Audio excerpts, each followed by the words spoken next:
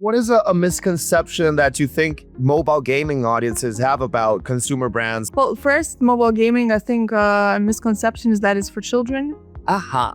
How big the industry is, because for me it was fascinating to understand that the industry of mobile gaming is bigger than music and movies put together. Install does not mean a client. In our measuring system, we're going into cohorts of 28 days and more, because that's where you see, and the lifetime value per game could be, complete as measurements. If you were to talk to somebody that's entering the mobile gaming business now as a marketer, what would be some advice you'd like to give them? Even if it's a new game, listen to your players and try to communicate. There's an old saying that the brand is what the people are saying about it, not what the brand is saying about them.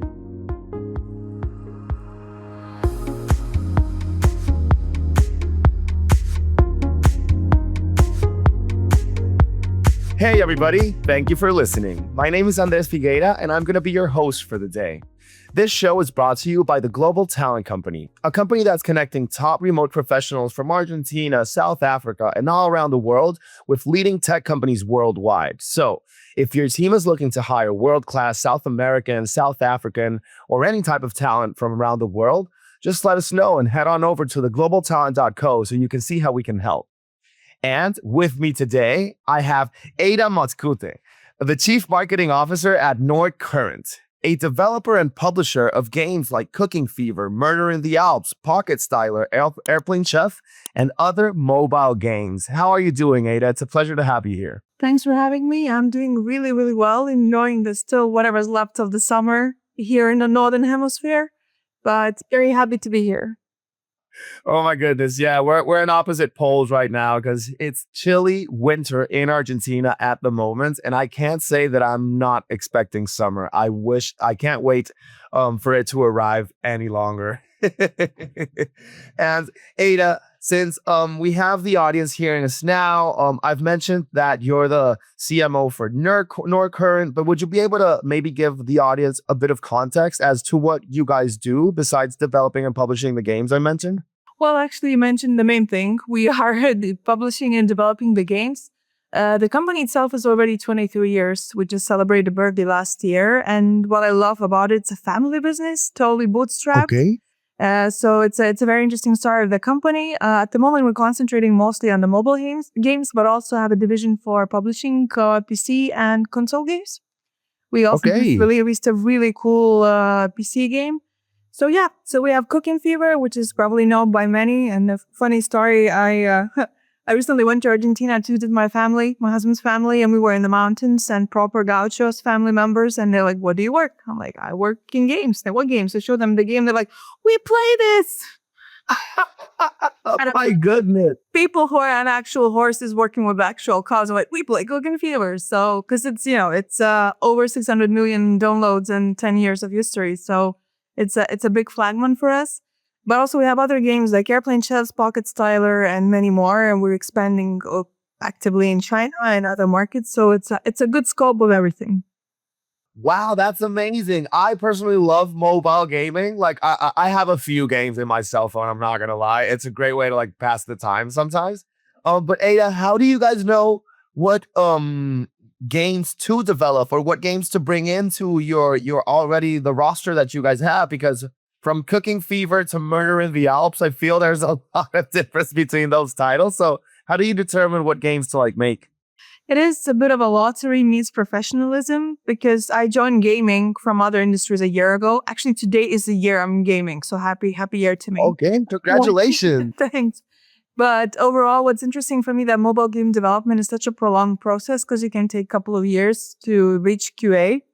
So you cannot base it too much on the trends or what's trending at the moment, because by the time you're finished, it might be gone. So what is very interesting for me about the process of the game kind of release here is that we have a team that worked together very long. So they have a lot of exchange of know-how. So we kind of see what we're good at, what we know how to work with, what are some things people want to explore. And pretty much that's how we launch the games. And we have a big roster of soft launches coming up next year as well. And the end of this year, a lot of good surprises. So there are a mix of the things we know that we do good and the space for experimentation. And also adaptations to, people, the way they use things are changing, the needs are changing. So kind of about taking that into calculation as well. Okay. And what is a misconception that you think mobile gaming audiences have about consumer brands such as Nordcurrent that creates these projects and these games that you guys offer? You mean our players or overall mobile game consumers? Mm-hmm. Oh, Well, overall mobile gaming audiences. I bet players are a bit more savvy. Let's just say mobile gaming in general. well, first, mobile gaming, I think a misconception is that it's for children. And that Aha. since I joined, it was the same thing. Everyone's like, oh, so you're working with children now. I'm like, hey, if children are 32 to 45 average income, yes. But I mean, there's a lot of games for children, but let's be honest, and most of those don't convert into finances as well because it's much more difficult and we don't want to do that. So, Of course. so also how big the industry is, because for me it was fascinating to understand that the industry of mobile gaming is bigger than music and movies put together. And that Wow. just mobile gaming, and mobile gaming industry is bigger than PC gaming. So in regards to the evaluation and finance. So it's huge. As you said, you have a couple games in your phone, and pretty much everybody they don't even understand. Like, yeah, no, I don't play. I just play cards on Sudoku. I'm like, so you play? On your cell phone.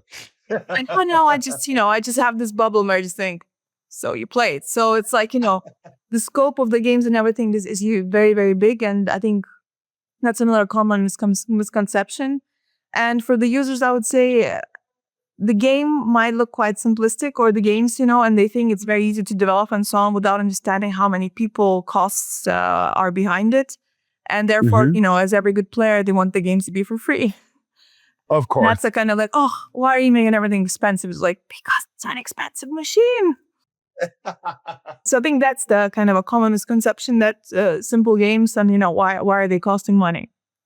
Okay, it's funny to me that you mentioned that at the beginning that everybody thinks that these mobile games are for children, but when I come to think of it, my grandmas, my aunts, my mom, those are the most avid players I have ever met. Exactly. Those women, they can play every single day at the least expected moments. It's just so funny to me how they're able to cram less than 3 minutes of a game in whichever I don't know, grocery shop they are. If they're at the hair salon or something like that, then they're always playing. But it's just so funny to me that you're so right with that.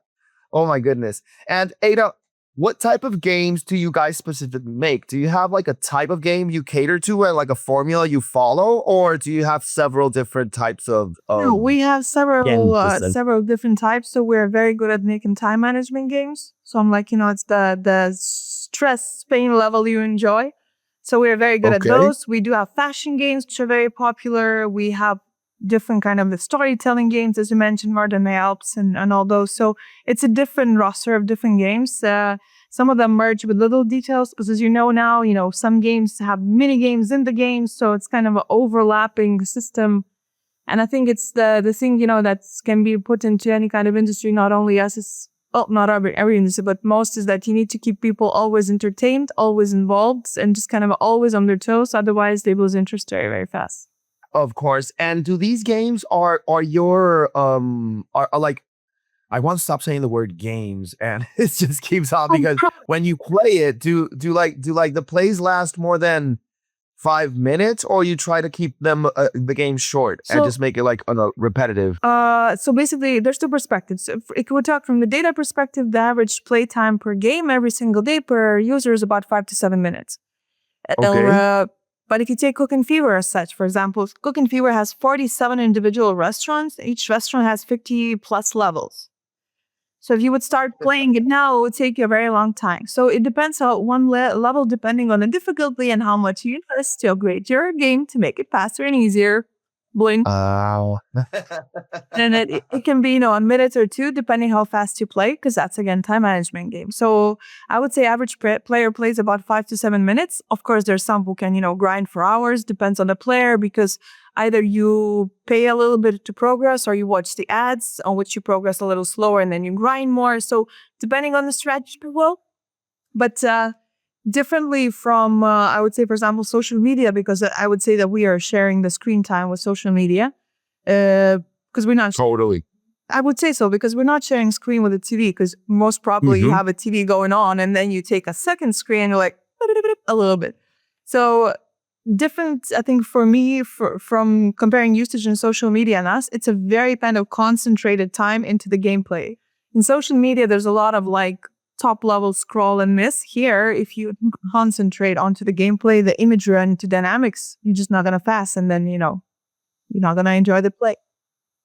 Of course. And when you're going to launch or create ads for the mobile games, is there an element that you've noticed that matters the most for conversions with that ad in the game? Is it a specific moment where you show it, or is it at the beginning or something like that? See, I would say that the people who play have different motivations behind it. A lot of them is kind of the share of like, look how cool I am. But for example, different things, we try to create ads depending on different motivators. So for some, it's the level failure and the thing is, I could do better. Oh, he's such a loser. I could do better and download and, traditional kind of.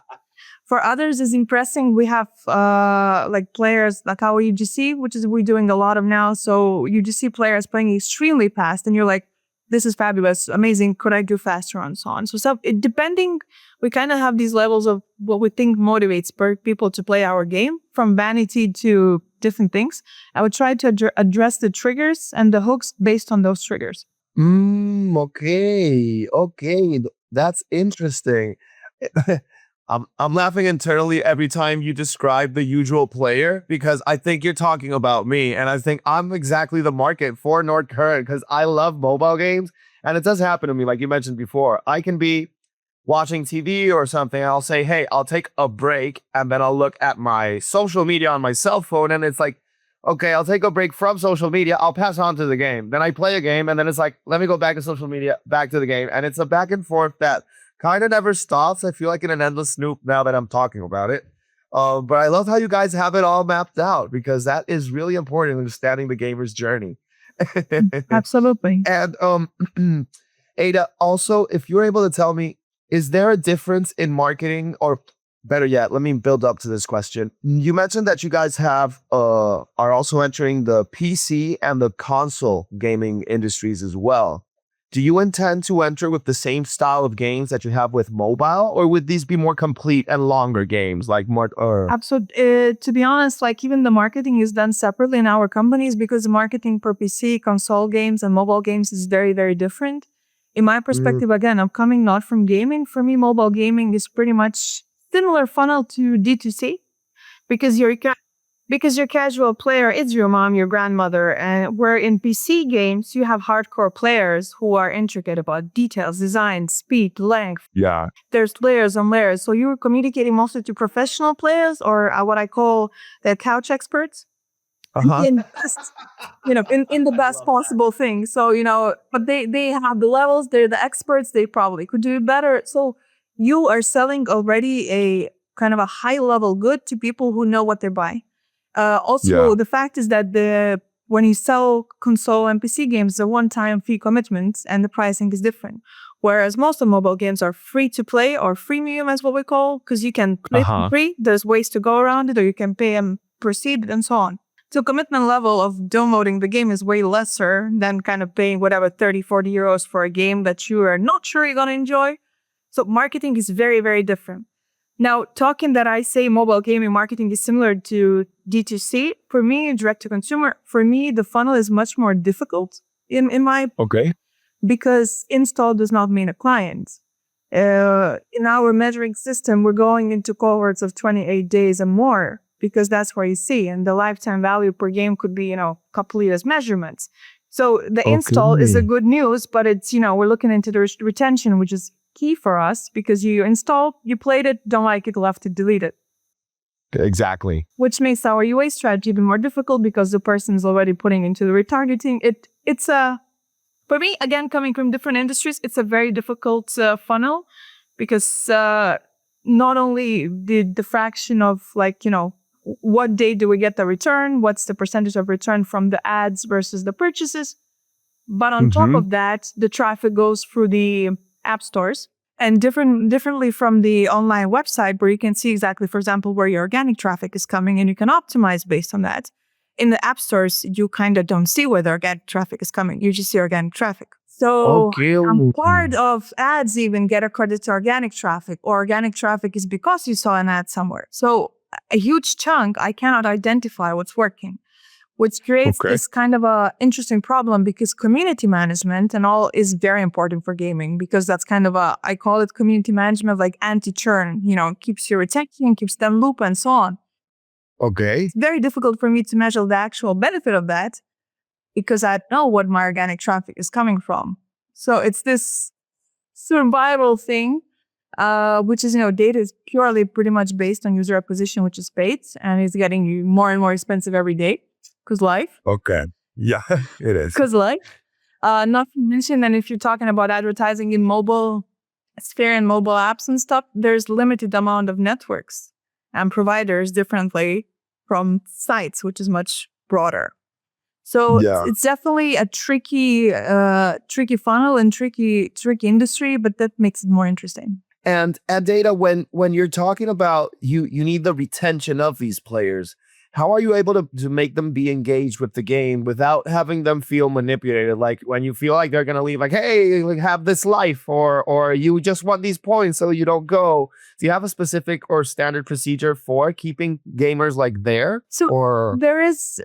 Again, there's the moral question, and it's difficult because we don't want the people to be stuck to their screens. And we say everything in moderation as long as you're happy, and we have the certain difficulty of levels that we don't want people to be playing all the time.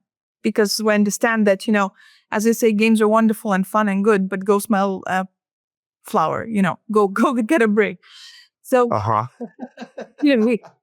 it can be kind of, I don't like to use the word addictive, but this kind of social media or even TV shows, if you're a binge user, which most of us are now, it's just like, I'm going to sit down and watch a whole season of a TV show instead of the one episode and so on. Every single game has their own things before you leave, like kind of, don't go, you haven't finished and so on. But we don't do it too much and too actively. What we try to do is we try to create the games that have multi-levels of ways you can be interested and keep you interested and motivate that, every single day you come back, we give you some kind of reward. So for us, we concentrate on daily shorter sessions versus then you sitting there one day and grinding until you go blind. Okay, so these games have then what I imagine as what my mom and my aunts play. I'm gonna say the name of this game which is the one I just know, which is like Candy Crush. That they got their 5 lives, and once they get rid of those 5 lives, they need to wait 3 hours until they can play again. Or if it's enticing enough, they'll drop some money and then they can keep on playing, which I bet that's the hook. Yeah, but also, it's actually, we have extra things again. We create a space where you can watch some ads, get some parts, play levels and so on. So there's a way to go forward, but there's certain levels where you need to wait for next day to move a bit further and so on. Oh, okay. I understand. And when you talk about giving them different spaces, like multi-layers of entertainment that they can access so that they don't actually leave, this must be like in Cooking Fever having different restaurants. So you go play this restaurant, but then you go to the other one. So the restaurants, you have to finish one to open another because they get harder and people are motivated to finish one another and so on. But also then you have a garden where you're growing your tomatoes and potatoes and getting certain points. You have this kind of a casino thing where you go and spin daily to get some prizes. So there's community hub for communication, because we also try to keep the loop between the game and social media in the way that if you're not playing, you can be engaged with us on social media where there's contests and content that you can use while you're not playing. So we kind of want you to keep engaged, the feeling of a community of people who are playing, because we don't have the social aspect in the games yet, but we have the social aspect of the game looping with the social media in circles. So different layers in the game, and then even outside the game, we're like, come play a contest to win some gens or share where you are and let's talk to you and the people who play this game as well. Oh my God, that's so cool. Okay. And in terms of, I know that certain platforms or softwares, like, I don't know, iOS for iPhone has a bunch of privacy settings. Does that make you have to rethink the way you're marketing the mobile game and like your approach to it? Or is that something that doesn't need to be taken into account other than when you're creating the game? So for marketing purposes, the only limits as much as, the platforms and the networks limit us. From the game perspective, we are extremely, I make a joke and say vanilla. We do not collect anything. The only thing you can, if you want, you can attach your email to the player account to keep the progress. But other than that, we do not collect any data because it's not necessary for our game. And also we do not do any sell it to the third party and become rich scheme. So for us, all these privacy things, they're not as actual. What is actual is when we see the data, back of the tracking, that's where it comes actual, because there's limits what we can see, what we cannot see in regards to the performance of the UA strategies and that, because that's where the limits come up. But other than that, not too much. Okay, I understand that. And now I'm thinking of how you're describing the marketing of these games, and I feel that they're very individual in how the user interacts with them, and they have their restaurants, their levels, the things they're unlocking. Maybe you don't need to leave, you don't want to leave, but how do you guys also create community around these games and around Nordcurrent, I imagine? Is there like a hub where people can go and talk about the game or give themselves clues? Not sure if it's something that you guys have. That's the thing is like, again, difference from like PC games, especially on these kind of casual games, because mobile games have different, types. So casual games, there's not too much things where you can go on Reddit, on Discord and discuss how to do things. And also you can imagine your mother or grandmother wouldn't go on Discord and be like, hey, player 277, how do I, cook the meat faster? However, that's why we meet our people where they are. We have huge communities on Instagram and Facebook, and we're really growing on TikTok. And again, the motivation, TikTok for us last year was one of the biggest advertising channels, and lives are showing very good traction as well. Because again, as the games are about the speed, the time management, it's a lot about the vanity and how fast you are, and people enjoying that and communicating. So we have huge Facebook groups. Some of them are created by us, but a bunch of them are created not by us, by enthusiasts of the game, and they're sharing like how many diamonds they got, how fast they played, and so on. To facilitate that, as I mentioned, we have the loop between we have in-game kind of a news feed, which loops back a lot to our social media, where we post constantly, we talk, we use a lot of social media listening tools to communicate to our players, like, directly doing competition contests, all sorts of things you can think about. Every single game has their own community management, what we call now fancy social media and player engagement specialist. Because it's a different type of community management. But then on saying that, we have, for example, Fashion Game, which is, again, it's a one-player game, but people are voting for, like, you don't see the other voters, but people are voting for better outfits.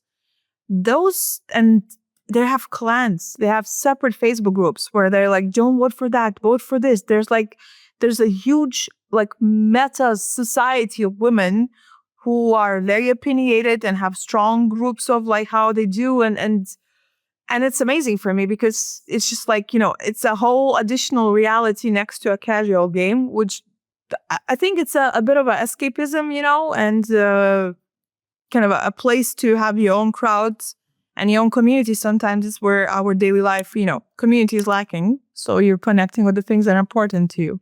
No, and I totally agree, because these games, it's like one who doesn't play them usually, if it's not your game, you could just see it as, oh yeah, it's just another game that they're playing. But once you get invested in an actual storyline or whichever the modality of the game is, and you start spending every day with it, it kind of captures your heart and it becomes important to you as the gamer. You could be playing it even in secret, but because you care about it.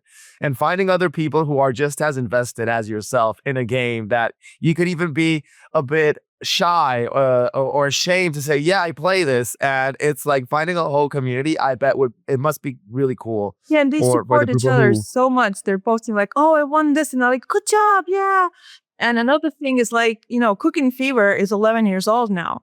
So we raised a generation. We literally raised a generation. And there's like, we're using this nostalgia aspect because people were creating content on social media, especially TikTok, about like, oh, the game that got me through the hard times and stuff like that. And people are relating. It's like, oh, my mother used to play it. I downloaded it again. Wow, that's really cool. So that's another kind of, there's nostalgia and memory in the game that's updating, and, you can enjoy it as well. So that's another very cool aspect. It's just that, yeah, nostalgia and gaming go hand in hand. If you're able to have something set in people's minds and then time passes and you bring it back, they're gonna love it even more. It like it happens to me with the most usual one. I bet the most popular one, which is Pokemon. It's the most nostalgic game ever. But I do understand that what you're saying, and it's super true, super true. And okay, Ada, also, I'm dying to know when you guys are creating a game and you decide this one's ready, how do you test that out? And what metrics do you look at to just know that this is a game you guys want to follow through with instead of, yeah, let's take it back to the workshop and see what if something comes out better? Yeah, so there's a soft launch. So in the games, you have the soft launch where you test on a certain region, sometimes globally, but mostly on a certain regions. And then you see, of course, the basic metric of installs and retention. Okay. Okay. A lot of times it's like when we create. We're back to retention. Well, retention is, and this for us is like, this is the magic word, and which not only kind of evaluates the game, evaluates the UA strategy, because, there's ways you can get installs easy and cheap, but then you're going to drop next day. So, of course. And then, of course, the purchases in the game, because it is also talking about the quality of audience you're attracting. Are they more purchase driven? Are they not? Are they just also there's a lot of kind of a globally market differentiation, and there's some countries which just don't like to purchase, and they're gonna, watch every single possible ad as they can. They're gonna grind it to there, but they're just not gonna purchase. But so in the soft launch, as is a normal thing, you measure installs, retention, the purchases, overall performance, like how long the person, like the session lengths, how long they're playing, how are they returning every single day. So it's kind of a granular thing. It's pretty much the same thing we measure when we launch normally. It's just we have some KPIs for the soft launch, depending on the game that it has to reach. And if we see for a certain amount of time, normally from, I don't know, I could say from 60 months to a year, if it doesn't reach it, nice idea, money well spent. So you put it in a drawer, which for me is fascinating. I was laughing that I couldn't be a game developer. Like for me to work for 2 years. Oh, the heartbreak. Yes, for 2 years, you're doing your baby, drawing every single thing. And after 6 months, like, whoopsie doopsie, didn't work. And you're like, okay, on to the next one. I couldn't. I'd probably be crying with a bottle of Prosecco for a month. It's like, now that I imagine it, we, like us human beings are very fickle. And if it's a trend and it picks up and then it gets 500 million downloads, but then the game loses its interest in 6 months and it goes nowhere, it must be a bit sad for the creator, or at least it must hurt their pride a bit. But I do understand.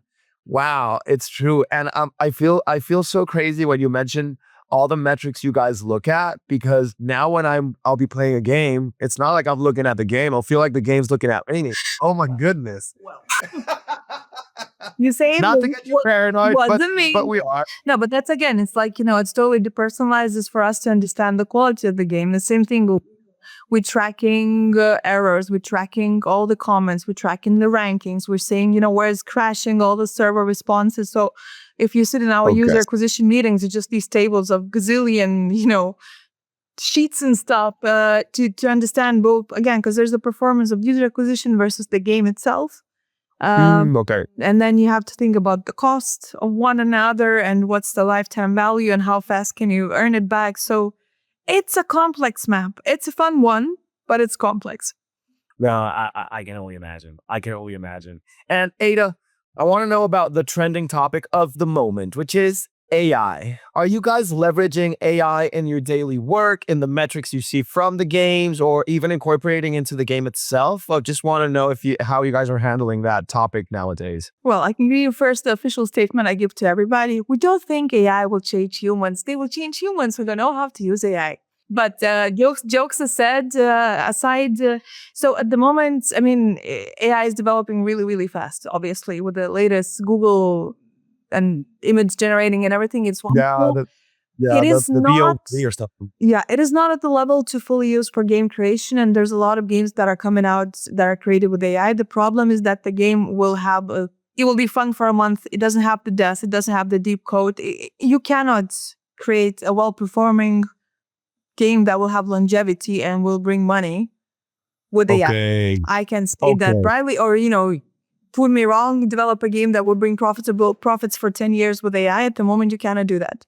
In regards to like creating imagery for the games, some details, some aspects, elements, yes, fully, definitely not there because consistency is not there. There's a lot of linear things and so on. Now we're talking about marketing and user acquisition. And that's a very different topic. Because as you know, probably, user acquisition requires a lot of creatives, which are very expensive. So to test out different concepts before, for example, we develop in the high quality, it's very good thing to be like, okay, is the character perfectly alike like in the game? No, but it's very, very similar. We can test out if the idea itself works, if the hooks work. It's very, very good. To speed up that process, I think can be used. That said, we do not use AI for our content that is posted on our own channel. So for our community, because they're very sensitive, and actually people, when they recognize AI, they're not happy with that. And I understand it because it is a difficult topic. Like we understand it makes some processes easier, killing the planet, jobs and so on. So it is a kind of a difficult conversation. So, and also overall, we do not use it for our own channels because people are very attached to the characters and they're sensitive if something comes out and they don't want it to be fake. They want it to be quality. However, if we're testing different ads in regards to speed and adaptability, we are using it, especially for like motions, animations, stuff like that. And in any way, when we need to test out concepts before pouring a lot of money in the production, we test out a clunky version and we're like, okay, didn't interact at all. People don't seem to be interested. We can probably assume that, not worth spending X amount of thousands to create an actually good version of that. So I think it is in a way unavoidable, or if you want to be competitive in the market, you have to use it for some processes in a smart way. However, you need people, cliche, cheesy, but you need people to give the general creative ideas. You need people to like the prompts, the quality of content. Yeah. And again, what I see is UA, a lot of advertising, it's a very fast consumed content, which is like momentarily either caught you or not. It doesn't have any lasting value, let's be honest. Most of that is like gone next. So there I see that it's not as harmful to try to use it and experiment, especially, but whatever, there's a longer lasting value where you can create connection with your players and users. We try to avoid that because I do think the AI is very good. People are also not naive and they understand it. And again, it's very controversial. No, and since you've mentioned that, for example, if I'm not mistaken, Cooking Fever has been 10 years since it launched, right? So it's a game that people know very well. They know their characters. And if you kind of change it with AI, it can feel like, hey, you're messing up with my brand. You're messing up my day-to-day. Not even AI, to be honest. We updated Michelle a little bit, the main character, and he was like a backlash on live protests. Bring back Michelle. This is, she doesn't look good, because again, there's emotional attachment. There's the thing that your mom played, that you played, that you had bad exams to. That's the thing that calms you down. So it's like that's what I'm saying. We have to be like walking on tiptoes around our characters because people have a lot of attachment. Which that's okay. No, I understand. It's like it's one of the kinks of this industry. It's like if you're gonna make a game and you want them to have a game that hits, just know that people are gonna fall in love with that character. It's like I'll bring Pokemon back because they've changed Pikachu like 10 times, and each time they change that little creature, then people just come with a whole bunch of backlash. And it's funny to me, but it is something that touches the hearts of those gamers. And Ada, I know we're almost at time, so I want to let you go. But before I do, I just wanted to ask you one more question, which is more for the audience. And it's something that goes in the lines of, if you were to talk to somebody that's entering the mobile gaming business now as a marketer, and that they're starting with a new game, what would be some advice you'd like to give them that you would have loved to know when you started out? Stay strong, don't give up. No, to be honest, it's a bit of a fasten your seatbelts because as ever, this is a very dynamic environment. So we found one thing that works, very excited, 3 months doesn't work. Again, back to the drawing board. But also, if like a very basic advice is listen to the community, even if it's a new game, listen to your players and try to communicate. There's an old saying that the brand is what the people are saying about it, not what the brand is saying about them. So the same way we reached, for example, the nostalgia topic about the game. It wasn't for us. It was, yes, it's a good old game. For people, like, this is our nostalgia. We listened to what they said and we started communicating our acquisition strategies with that feeling, and people respond. So listen to what people are saying. Listen to what they're finding as a unique selling point or the triggers that makes them want to play the game. Try to use that in your advertising rather than just kind of a, standard partner. No, I saw the game doing it worked for them. Yeah, but it doesn't mean it's going to work for you. It's a unique thing. Okay, I love that. Right? So that's perfect. And yeah, guys, just know gaming industry is intense. So patience first and foremost. And if you're in the gaming industry, I'm pretty sure you love gaming, so you're already used to it. So it's kind of like if you're there, you got to be one to know one. And Ada, just so that our audience knows and our listeners can go and check out one of these games if they'd like, where can they access them? I imagine you're on the App Store, Google Play Store, Yep, right? absolutely. Play Store, iOS Store, Apple Store, everywhere. Okay, and what's your favorite game so I can download it tonight and just check it out? Oh, go for Airplane Chefs. Airplane Chefs? Yes, okay, I'll take that. Not to cry. I'll take that recommendation. But once more, Ada, thank you so much for hopping on the episode. Really appreciate the conversation. It was a great talk. Thank you for having me. Likewise. Bye-bye. Bye.